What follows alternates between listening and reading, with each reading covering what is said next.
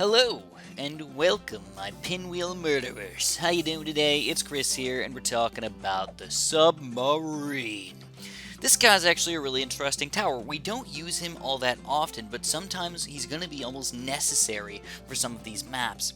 So we need to talk about how efficient he is, how we use his different upgrades, how we combine the different upgrades into a decent and efficient tower to add to our defense over here. Before we get there, though, I do have to let you guys know that Ninja Cuban may buff or change these things and may make this guide a little bit obsolete, but we still at least need to talk about it as it is right now. Though I will say that for the most part, it seems like a pretty fair tower. Overall, he seems like a decent tower to use in the game. But lower tiers tend to be a little bit worse off than the higher tiers. Like, if you're getting a submarine, you probably want to get this guy up to at least like a second tier or a third tier submarine. Otherwise, he's not your best guy to go for. So, of course, a submarine needs to go in the friggin' water, man. Oh, no, really? Are they really going to make us do that? Yeah, they do. They make us build them in the water over here.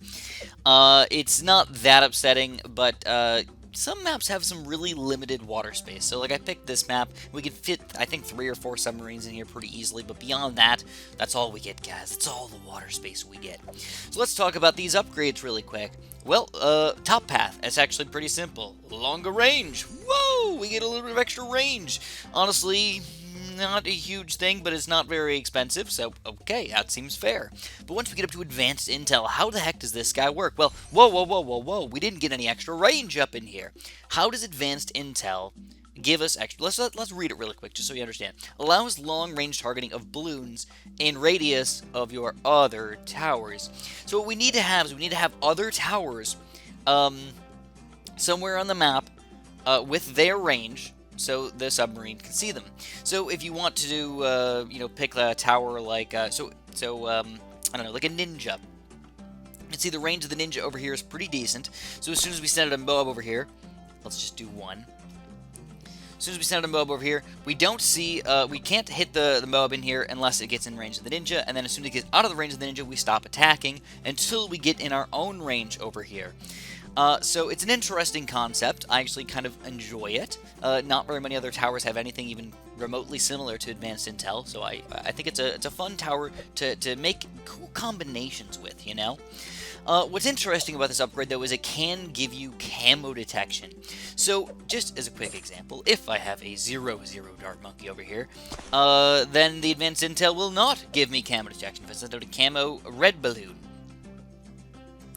the submarine's advanced intel is not going to make me be able to pop this. But if I had a Dart Monkey over here, 2 Camo Detection, well, then what I can do is I can send out, well, let's do like something a little higher. Let's do like, let's just do a green balloon here. You're going to see the advanced intel is going to go, shoot across the screen, and eventually pop the balloon.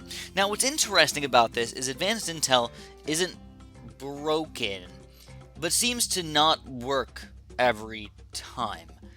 I don't really fully understand it. It seems like it's just stupid sometimes. Like it will be in range, but then it like won't hit sometimes. Sometimes it'll like shoot like when it's way out of the freaking range over here. It's just like, it's really weird and goofy how the heck advanced intel actually works as far as camos are concerned. As far as other balloons are concerned, he seems pretty fair. But as far as camo balloons are concerned, he's just goofy. Sometimes the darts will even just like slide through the balloons, but not actually even pop the balloons. Just like ignore them completely.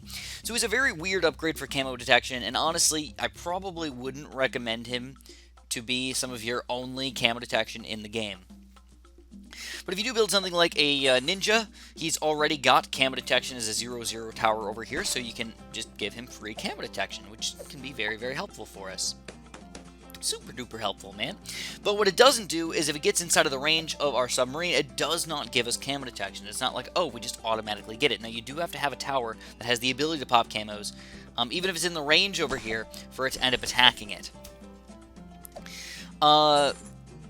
Okay, one interesting thing, though, is that you might see the sniper over here. You notice he's got some range. You might see the monkey ace over here, man. He's got some interesting concepts over here. Let's do a quick, I don't know, rainbow over here. And see if our advanced intel is going to attack. And he does attack for the tiny little range that the sniper and the monkey ace and all these other guys are going to have over here. Which is really interesting because they do have a range. So, you know, I like it. I actually kind of like that as an idea because it might make us actually position our snipers, and like, even though they like seem worthless for their positioning, it might matter just that tiny little bit. You know, like I said, it's not going to be a huge deal for us, but just having that little baby bit of advanced intel, if you're not planning on putting any towers here, and, you know, giving that tiny bit of extra range there can be really interesting. So we sent out another, you know, I don't know, like a rainbow or something like that. See, the snipers are going to town. Now our sub's actually able to attack these guys. It's like, alright, our sub's actually getting a pretty decent amount of pop power over here for normally wouldn't get very much at all. Alright, moving on though, we've got to talk about the third tiers, the fourth tier, and the fifth tier, which are kind of weird. Alright, so we've got the submerge and support. Okay, so basically what we're doing is we're becoming camo detection. But what we do is we decamoize the balloons in our range forever. That's basically what we do, but it's also not 100% perfect in certain positions, and also the graphics that we see here actually don't mean anything. I did some testing. You would think, you know, there's two different graphics that you guys can see. Obviously, there's like some green, there's like a little green like ping that like pings outwards, and then there's also the line kind of going around in like a clockwise direction right here. Neither of those things do anything. I even tried to like see if like the ping lined up with the decamoization, but it doesn't. So just to prove it to you guys, just to show it, man, we're gonna do 999. We'll just send out something sort of slow-ish. We'll do like a spacing of 2. We'll do some yellow balloons over here. And what we want to do is we want to just look at... Oh, no, I need to make these camos. Do these camos. So we just wanted to see like when they end up getting decamoized over here. You can see like his range is like right at the very edge right there. We see them getting decamoized, but it's not really right when it pings. It's not exactly when the line goes around and touches them or anything like that. It's just sort of random almost. So it probably has some sort of attack speed that just doesn't line up perfectly with the graphic that we see. So just note that. It's not a huge deal for us, but basically what we do is we decamoize every like 2 seconds or so. 1, 2, decamo. 1, 2, decamo. You know, that's exactly what we're doing right here. And he's actually pretty decent because he's pretty cheap, full-on decamoization, but if he's in the right spot. You know, if we're not able to decamoize these balloons until halfway through the map on this map, maybe that's going to end up being sort of bad or sort of worthless. We might be better off going for just a monkey village in the middle of our map here to decamoize, or not to decamoize, but to give all of our towers camo detection instead. As far as I know, there is no limit to the amount of decamoization, so we should probably test that out, though. I actually did not test that out already in my pre-test here, guys. I don't think there's a limit to the decamoization, but there is a limit to the pop count, which is kind of interesting. So yeah, look at that. We just decamoized everything. I probably should have done... Yeah, it's kind of difficult to test, actually. They all look decamoized, but they could just be lined up on top of each other. If I do like 1, 2, 3, 4, 5, very, very slow. There's a lot of these guys, but we just go and spray these guys into decamoization. Oh yeah, look at that. Decamoization king right here, man. Doesn't matter how many balloons are getting in the way, they do get decamoized. So, another kind of infinite balloon... not infinite balloon pop fire, but infinite... thing? Does infinite things? Infinite decamoization? Alright, that's really all he does, though. The interesting thing, though, is that he does have to be submerged to make this happen. If you were really crazy and an extreme advanced player up in here, what you could do is you could move him to first and have him actually like do attacks and stuff like that. Like you could make him like a long-range attack tower over here for most of the game, especially if it you know, some towers combined with this guy, a dart monkey or a ninja or something like that. Combine these guys, get your advanced intel going. And you're like, oh crap, I'm still worried about the camo balloons or something like that. So now we could just send out a bunch of, let's do like, I don't know, just like 30 or something like that. We'll do like 30 rainbows. 30 camo rainbows here. We're like, oh crap, there's way too many freaking balloons here, man. How the heck are we going to pop these things? Well, oh man, you know what we need to do? We need to decamoize these guys. Now we can submerge it and actually start to decamoize all the balloons coming through over here so all of our other towers can start popping him. And we're like, oh crap, they're all decamoized, guys. Let's move him back to first and let him go to town. So, I don't know. You know, if you're really advanced over there, I feel like it could be a fun way to play with the submarine, doing some quick micro action to make sure you're actually doing a good job or popping the most amount of balloons that you can. One thing that I should note that I haven't talked about yet, actually, you know, we'll wait till we talk about the Airburst Darts for that. But it does involve the advanced intel, so we'll have to talk about that. But Airburst Darts and advanced intel don't work well together against camo balloons, which is really upsetting. Alright, so let's clear these guys out and let's build another submarine. Start talking about the 4th tier over here. So this guy's actually pretty interesting. First of all, you have to buy the longer range, so this is already going to be like a pretty decently sized range over here. You have to buy the advanced intel, and you have to buy the submergent support. Then, for the plutonium reactor, he's about 2,500 bucks, so he's a little on the pricey side. He's not a bad tower, but because of the positioning that we normally have to use on these things, he ends up being sort of bad in most situations. Like, I don't even think I'd use him on like a map like this where you're like, oh, we got like a ton of time in the reactor zone right here. It's just still not going to be all that amazing. The main problem is he's got a pretty low pop limit. I think it's 30 balloons per half a second, or 60 balloons per second or so, which is decent and everything, but just not exactly what I'm looking for. So if I did send out, you know, some rainbows over here or something like that, this is 993 rainbows, I guess. What you're going to notice is our pop count's going to go 30, 30, 30, 30, 30, 30, 30, 30s. It's all about them 30s right there. That's all we do, guys. We do 30 pops per half a second or so. And as far as damage goes, he's not that good. I mean, this is something that we're noticing with quite a few towers that were really good in BTD5. They were like, oh, we're not going to do that anymore. Ninja was like, we're gotta change this infinite popping power thing.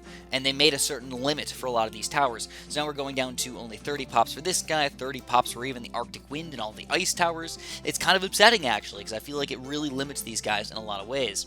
But what it does, you gotta think about it like this, too, though. In a real game, how often are we fighting 999 group balloons? How often are we fighting gigantic group balloons over here? Not all that often, actually. So, in a real game, you're probably going to do a good chunk of popping power against these balloons. Like, if I sent out, I don't know, around, let's see, what do we want? Around 35 or something like that. Like, that's a pretty normal round over here. This is just a regular nuclear reactor, and you can see this guy going to town. Like, he's annihilating every single balloon on the screen so far, taking down rainbows down to nothing. Like, he just seems like a solid tower. And absolutely, he can be used pretty well. I talk about him in a negative aspect most of the time, but against real rounds, at times when you're actually going to have this guy, he's actually pretty solid. So just keep that in mind. Moving on to the Energizer, though. No! Oh, God, no. Get him away from me, man. One of the worst 5th tier towers in the game. We got to read about this guy really quick, though. So I should mention that Submergent Support does decamelize. This guy also decamelizes and gives you another extra little bonus over here, guys. Ability cooldowns of nearby water-based monkeys are decreased by 15%. I don't think I'm going to use that all that often, but it does just make it sort of interesting. If you had, you know, a cool-looking, like, 5th tier Pirate Lord or something like that, decreasing his already sort of low cooldown here by an extra 15% can be pretty freaking solid, you know what I mean?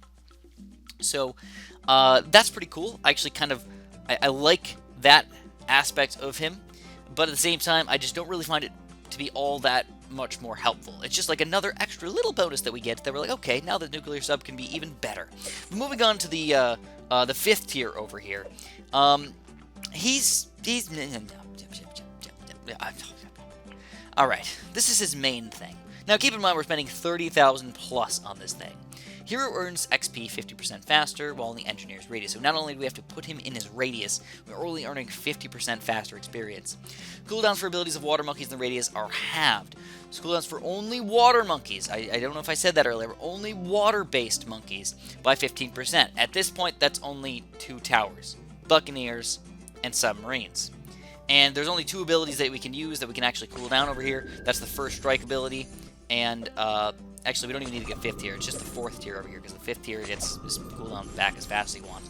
Only the 4th tier here, and then only that Pirate Lord that I was showing you guys, or the 4th tier, just the Monkey Pirates. Monkey Pirates or Pirate Lord. Both of those things can be cooled down by up to 50% over here, and of course if you pop in a pretty decent amount of 4th tier towers kind of around this guy, like maybe you'll end up being sort of worth it. So if you have like a full water map like Spice Islands or something, okay, I guess I can see that being sort of helpful. But this whole hero thing, maybe I'm just misinterpreting it. Maybe I think it's worse than it is, and I'll admit that I haven't tested this thing out yet in a real game. But just based on thinking about it, I just don't think it's going to be worth it at all. By the time we're affording a $35,000 tower over here, we're on probably around 75 plus, you know, we're probably beating hard going into Impoppable, at least, unless we farmed like crazy on an easy or a medium map or something like that. That's the first time we're actually going to have a decent amount enough money to buy this guy, and to like have him do nothing extra but just sort of be like, okay, well, now I'll make your hero just a little bit stronger. A little bit stronger, a little bit faster. It just doesn't seem worth it to me. And you got to keep in mind that we still have to earn the experience. It's just 50% faster. It's not just like an automatic level 20 hero or something like that. So I don't really like that aspect to it. So am I missing anything else talking about this guy? The Energizer Hero, 50% faster, cooldowns, halved. Okay, cool. But he doesn't give you any extra popping power or anything like that. He's still got that 30 pop limit. If we did increase our pop limit to a pretty drastic amount higher, maybe even 100 per half a second or whatever it is, I would actually not mind that at all. I would think that would be a very interesting tower, actually.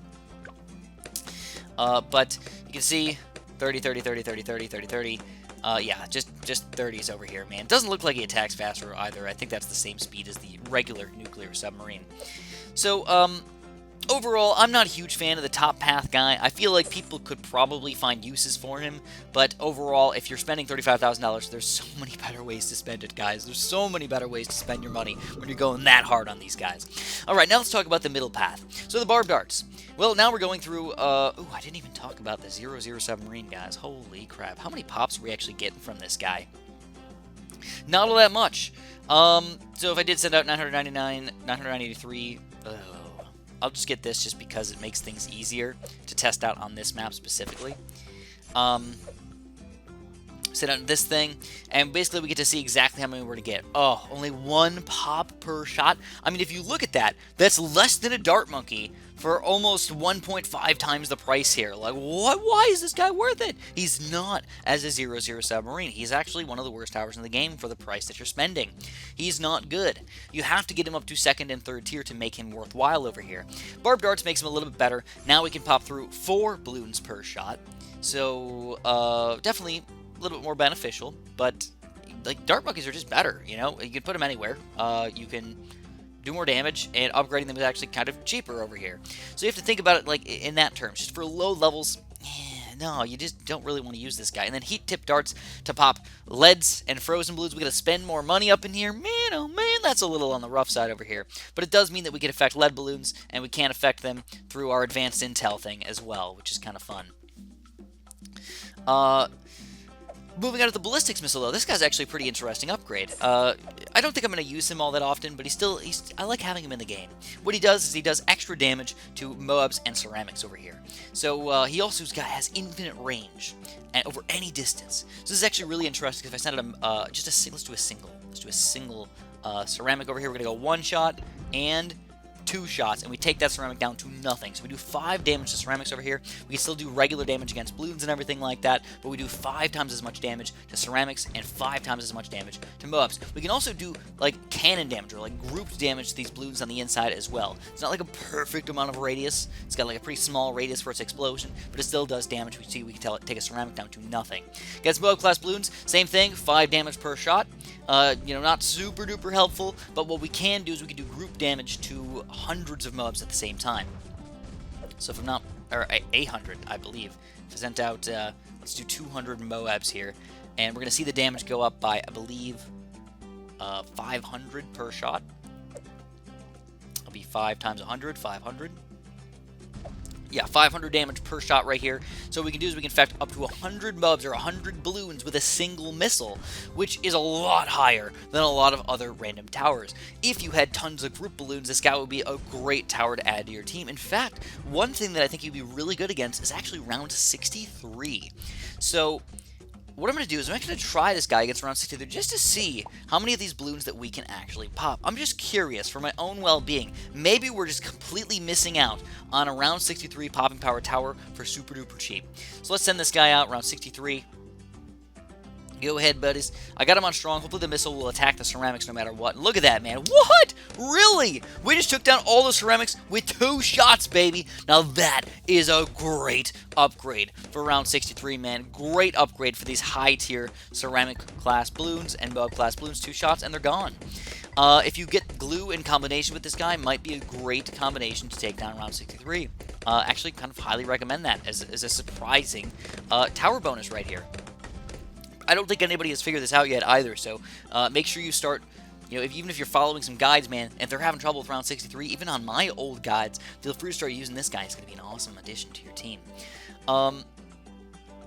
plus he's still got advanced intel and everything, and still like shoot regular shots too. So he's a pretty decent tower. Once we get to first strike ability, though, I feel like he's not as amazing as you want him to be. What we got is a decent amount of MOA, BFB, popping power, etc., etc. So I'm just going to build a couple of these guys so we can do a couple of tests here. Just do 4 of them, one if we can fit 4, or just 3. 3 is fine too. Oh, there we go. 4. Ram it in there, Chris. Oh boy. Oh boy. There we go. So we can send out a quick MOA over here. And you can see, oh man, they're attacking too fast. We're going to go first strike, and boom, of course, we annihilate that thing. BFB, can we take this thing down too? Ooh, boom, annihilate that thing. How about a frickin' oh my god, though? Ooh, I think we might have finally found our limit. We cannot take down oh my gods with one hit, but we do pop it down to Bubs class Bloons, which is actually pretty solid. If I remember correctly, I think it does 3,000 damage per shot. Or no, 4,700.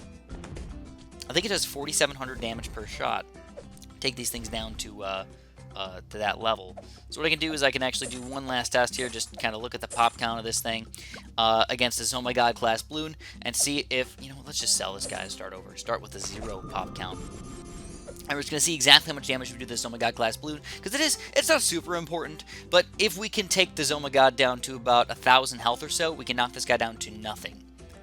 Which, if you ask me, is really freaking solid. So we're going to send it out against oh my god again, and we're just going to go check this guy out. 10, 8,000. Oh, really? 8,000? Why does it say 8,000, though? That doesn't make much sense to me. Oh, hold the phone. Alright, so we popped this oh my god layer, that's 4,000. We popped 4 BFBs inside, that's 700 each. So 4 times 700 is 3,500. And, I mean, that's... it's interesting numbers right here. And then I don't know if we do any damage to the Bubs over here. That should only be 7,500 damage to get down to this. 8,000 is just a weird number for me to see. It's weird because it doesn't really make perfect sense for my math, but it probably makes sense in the game mechanics and everything. It just doesn't make sense in my little tiny peanut brain over here, guys. But you can see we're doing pretty decent amount of damage to Moab class Bloons. Took this oh my god down to Moabs, and then we're still damaging these Moabs inside as well. You can see the amount of damage we do. Again, grouped damage against these guys is pretty solid. So it's okay. The cooldown's kind of long. We're only affecting like a few Bloons at a time. I don't really find it to be amazing. I feel like it might end up helping us out in the long run here against some weird special missions or something like that that might come out eventually. But as it currently is, I probably won't be using the first strike ability very much. I'd probably go with a Ground Zero or even a Tsar Bomba instead in most of my situations. Then we're affecting every Bloon on the screen, you know? So that's my opinion. Then we go to Preemptive Strike, which is, oh my god, absolutely delicious up in here, guys. This is where we get fancy with it. So what we're going to do is we're going to set up 999 Moab class Bloons. Now what this guy does, if you just read it really quick, man, automatically triggers a Moab Assassin effect whenever a Moab class Bloon spawns for the Bloon entrance. First strike with a devastating missile strike on the largest Bloon on the screen. Okay, that makes sense. So, Moab Assassin effect whenever a Moab class Bloon spawns from the Bloon entrance. What does that mean? So, actually, people were talking about how what they actually thought was happening is if you have the Moab Assassin ability over here, that it was going to trigger the Moab Assassin to attack the Bloons. And if you had a bunch of Moab Assassins, it would just keep triggering them every single time. Just go boom, boom, boom, boom, boom. That's not exactly what happens, but it is kind of similar to what happens because the submarine itself shoots out the Moab Assassin ability. So if it's at 999 Moabs at one spacing right here. Oh my god, look at the submarine, just goes sprays the crap out of everything. Takes down all the Moab class Bloons down to ceramics over here. Are you kidding me? Does he have a limit? He does not. No limit whatsoever. So we can even go as far as saying infinite popping power right here, guys. No matter how many Bloons are coming out, if it's at 999 with zero spacing, you just go shoot at 999 all at once and kill all those Bloons all at the same time. The interesting thing is he can still do it against BFBs? What? So we take BFBs down to Moabs over here. Again, same as a Moab Assassin ability. If we look at the pop count, you can see how ridiculous it is. Again, oh my gods, we don't do quite as much damage, but it's definitely not bad. We're still doing something to these oh my god class Bloons. We're damaging them, which, if you ask me, is nice. Then what about DDTs though? This is really the creme de la submarine right here. We've got DDTs coming out. Oh, no way. No matter how many DDTs are on the screen, man, spray and pray. Just kill them all. Just kill them all, man. Well, we're gonna just kill them all. Of course, we don't take it on any of the balloons inside or anything like that, but being able to do that much damage to high-class balloons is solid. The only thing that I do have to say that's one sort of small little baby negative about this guy is that once you get to around 90 plus, the balloons may be stronger than we're seeing in Sandbox right now. And it may not actually insta-kill Bubs, may not actually insta-kill DDTs like we see right now, because of balloon ramping. Basically, all the balloons get ramped up or get stronger as they get further in the game. Even in regular free play, like around 80 to 100, it can still get stronger than normal. Alright, so this guy's a solid tower. I really enjoy him. I don't know how often I'm going to use him, but I really enjoy him. I like him as part of the frickin' Bloons team over here. Alright, now we're actually getting down to towers that we're actually going to use. Alright, guys, the submarines that are on the top, like, okay, we might use that every once in a while. The middle path, we might use that every once in a while, maybe for round 63. And then now we're getting to, like, a nice normal submarine over here. A regular shooting submarine, but now with twin guns. Now we can shoot twice as fast. Sadly, as you guys probably know already, I'm just going to get the advanced intel. It doesn't give you any extra popping power over here. But if I pop down a couple extra dart monkeys over here, and I just send out a crap ton of these balloons, we can see the pop count going up right now. It's still only 1 per shot, but we attack twice as fast. Now, once we get up to air burst darts over here, now we're going to be doing 10 damage per shot. So we're going from 1 to 2 to 10. But you have to keep in mind that the airburst darts, as I was saying earlier in the game, the airburst darts does not combine with the advanced intel for camo detection.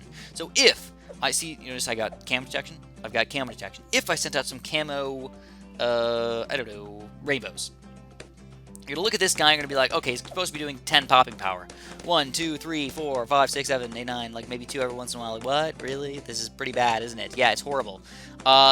Airburst darts does not affect the camo balloons. He makes him sort of a weak upgrade overall, because we love advanced intel with airburst darts combinations. They just turn out to be awesome. Now what we're doing is getting triple guns. We're shooting 3 times as fast as our base speed over here.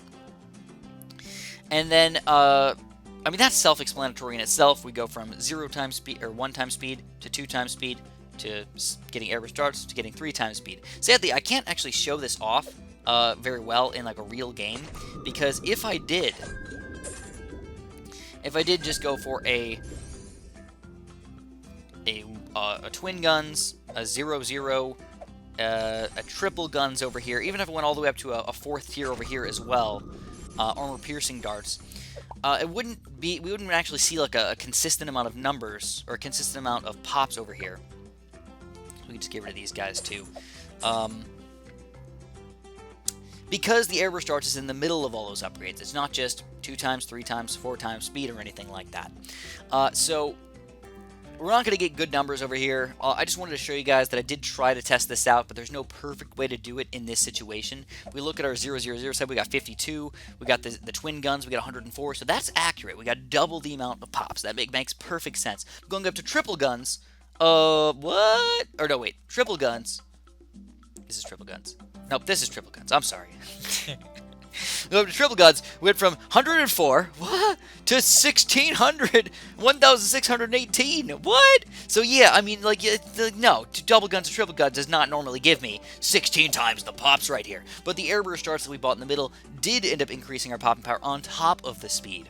So then when we go up to the armor piercing darts, you can see how much damage we're doing over here. You know, slightly more than our regular triple guns over here.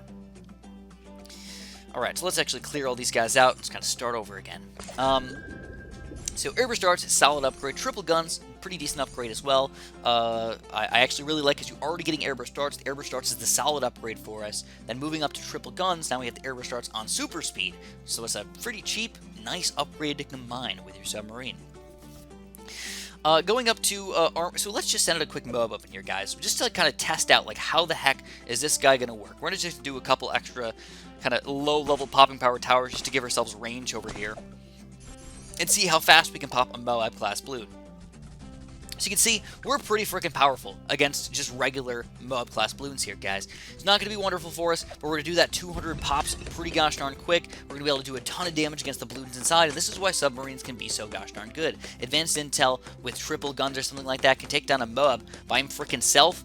Well, almost by himself, with the combination of just a couple towers to help him see the rest of the map. That's why this guy's actually a really solid tower.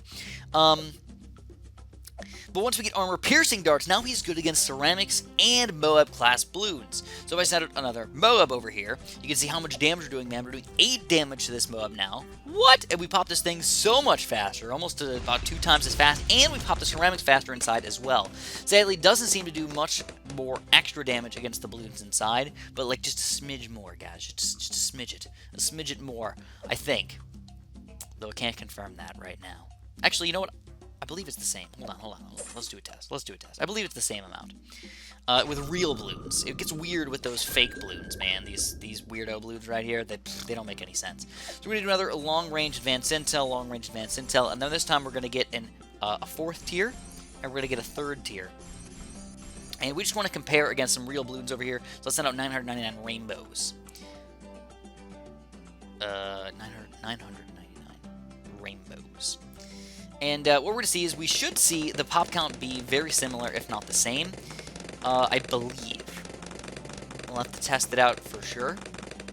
I don't want to do a full test. I just wanted to get a quick gauge of what we're doing here. So we clear these out, 1,301. Oh, no! We do much more. Almost double, actually. Whoa, Nellies, man. So this armor-piercing darts still does extra damage against rainbows and all the regular balloons as well. So definitely a solid tower, on top of doing bonus damage to Moab class balloons, and I believe he also does bonus damage to ceramics as well. I don't think it says it on there though. So if I do a quick triple guns over here with a ceramic balloon, let's just get rid of all these guys because we don't want to mess anything up here. Let's do a quick ceramic here and see how many shots it takes to pop it. 1 shot. 2, 3 shots to take down the ceramic down to nothing, and then obviously a lot of balloons getting popped over there as well. Let's do another one of these guys, see if it goes down to 2 shots to pop this thing. Triple guns, then armor-piercing darts. I thought it did bonus damage to ceramics as well, but I guess I could be wrong about that. Alright, we missed it. We don't hit it there, but now when we go around, got 1, 2, 3. Oh, it is still 3. Okay, just interesting. Looks like it just goes through more balloons then. Alright, pretty freaking solid, man. But also gives us the extra Moab damage over here, which I think is the real helpful part of this submarine. Giving you bonus Moab damage makes the Moabs get popped faster, so all of the rest of your towers can kind of deal with the balloons over here. But armor-piercing dart is going to go through so many more balloons now that that $3,000 definitely seems worth it to me. I was actually wrong about that. I always just assumed. I shouldn't assume here, guys. Shouldn't assume. I always just assumed that it was just the same thing because it never said it got any extra bonus to regular balloons. But I was wrong. Wrong, oh wrong. Now the interesting 5th tier tower over here is going to be this submarine right here, man. We're going to go up to a sub-commander. What does this guy do? Grants +5 of pierce and +1 damage to all subs in its radius. What? Now, I talked a lot about this in my 5th tier submarine or sub-commander video, trying to explain it to a T, but I'll try and do the exact same thing in this video, guys. Basically, the way this is going to work is you guys know that a 0-0 submarine or even an advanced intel submarine is still going to only have 1 popping power per shot, right? We can only do 1 balloon, we can only do 1 pierce, we can't do any layer damage or anything like that. That's just what he does. But with this guy, oh man, whoa, Nellies. Now this guy gets really freaking strong. So let's see, what do I want to do?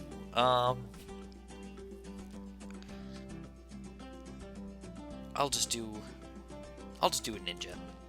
He's that nice little guy that just has just enough range over here to help us out. Give us that infinite range here, guys. And I've just got a 2-0-0, so we're still gonna do 1 balloon per shot. But if I sent out let's just do 10, I don't know, rainbows. And we're going to see is this guy's going to get, whoa, 16, 28, 40. What the heck? He's doing like 12 pops per shot or something like that? Like, how the heck is he getting all that? Well, what we're doing is we're going through 6 balloons per shot and we're doing 2 damage with each one of those. So, think about it like this. We're going from greens down to reds, so we're skipping a layer, doing 2 layer damage, and we can go through 6 of those green balloons to pop all of them down to red, so we do a total of 12 damage per shot. Now that's pretty sexy for a 0-0 submarine over here. We can also give him bonuses, so we can make them twin guns, shoot twice as freaking fast, man, and then we send out something like a mob here, like even 10 mobs, man. It's like, dude, we do extreme damage here for like low-level, decent submarines over here. We're popping Moabs, we're doing mega damage. The Sub Commander's obviously a solid tower as well, but he's just a nice addition to our team to make our low-level submarines do that much more damage already. I wish I could like compare to like a 0-0 sub that was not in range of this guy, just to show you guys the ridiculous difference in pop count, going from 1 to 12, literally 12 times as much. Yeah, it is that insane. But we've got to spend so much gosh darn money, we've got to keep them in the range, and, well, you know, usually we're limited on space over here, so we might not be able to fit that many submarines in the first place. So will the sub commander be worth it? Only on a select few levels. But if you do get this guy, spam a couple subs and you're gonna be happy. In fact, what I would say to get, I would say probably just go for that Airburst Darts Advanced Intel. Pop a couple of these guys down, 10 Bubs. There's going to be a freaking breeze over here with these few submarines for just a decent chunk of money. We could pop down tons of freaking Bloons over here. We can always get stronger and stronger and stronger just by spamming a couple more of these lower level submarines, you know? So, oh, we actually almost popped all of those Bubs right there, but just these few little submarines right here, man. It's insane. But what you do have to note is that this guy by himself actually doesn't do much. You've got to combine him with the other subs to make him powerful, to make him actually get the money that you spent on him. Make him worthwhile to get. You've got to buy a bunch of random submarines over here to make him worthwhile. But don't forget, you can always get airburst darts and triple guns and armor-piercing darts and make these guys even stronger to make your sub-army super-duper freaking powerful over here, almost unstoppable against these Bloons. I know that on my Spice Islands walkthrough, I ended up doing the sub-commander with some extra submarines, and I was honestly super-duper impressed with our popping power. I was a little bit worried about our balloon popping power. It seemed like we're spending a lot of money but getting only a little bit of return on our balloon popping power, but the mob popping power was insane. So keep that in mind with your submarine defense. If you pop them, combine them with some other towers that can pop some group balloons, you're probably going to be really freaking happy over here, man. So I believe that's everything to deal with the sub-commander up in here. Plus 5 pierce, plus 1 damage, all subs in its radius, and that's, again, another thing, man. His range, like, you can always get it bigger and everything, but are you going to be able to fit enough subs in here with enough water? Not on every map, man. Not on every map. So I did talk about all the different paths and how they work, but now we got to talk about the different combinations that you probably want to use in your games. I mentioned this a little bit earlier, but I really like, my favorite combination is definitely the Advanced Intel with either airburst darts, triple guns, or armor-piercing darts, depending on where you're at in your game. Just keep getting more and more upgrades. They're always going to be worthwhile to you. Keep in mind that they are better against Bubs and BFBs than they are against Bloons, but they're not bad against the Bloons. They can still just help out against everything. Some decent towers to just kind of pop in there, just like one of them and done, is definitely the submersion support in the plutonium reactor. Getting one of these guys can be extremely helpful. Just make sure you're putting him in a spot where the Bloons are going to be in his range for a long time. Also make sure that you're putting him in a spot where you're mostly going to be fighting Bloons, not Moab-class Bloons, because the Moab-class Bloons, sadly, don't get damaged very much at all by this guy. I mean, it's not bad. Like, he does an okay job, but it's not worthwhile for us in the long run here, guys. We're definitely not a Moab popping power tower. We're definitely more of a balloon popping power tower. So one of these guys is decent to have depending on the map and the positioning and everything. And then if you're going to go for a really good round 63, round 78, rounds, like really crazy grouped balloon levels defense, you probably want to get a ballistics missile over here and put him on strong, because he can aim to where he wants to. So put him on strong, he'll annihilate through those ceramic balloons very, very quickly, and allow our other towers to kind of just clean up everything else inside. You can even see we knocked him down to zebras right there because of our ninjas attacking the ceramic layer a couple times, which is actually pretty insane here to think that we can do that much extra damage just by having them attack just a few extra times over here. In fact, just to prove it, man, what I want to do is I'm going to pop in a quick glue gunner here on strong up to glue hose. I'm going to leave this submarine over here. I believe, if I'm not mistaken, man, I think we're going to be able to take down round 63 by ourselves here. Let's see if we can make it happen. Round 63. Alright. I mean, we popped through the ceramic layer really quickly. The glue is going to be... Oh, man, I think the glue is not going to be strong enough over here. I think I need to get the... Yeah. It's not going to be strong enough. I thought maybe, just maybe, we could handle it by ourselves. No. Not quite strong enough, man. The glue wears off just a little bit too quickly over here. But definitely, if you just got some other random towers over here, even your hero or something like that, like, dude, it's going to be so easy to pop around 63 now, because I always complain about round 63. It's my hardest round to pop. Alright, that's subs for you guys. If you did enjoy this video, make sure you press that like button for me. If you didn't enjoy it, or if I missed something, please throw some information down in the comments below so we can all become better, smarter, more wonderful people. And of course, have a super duper delicious day.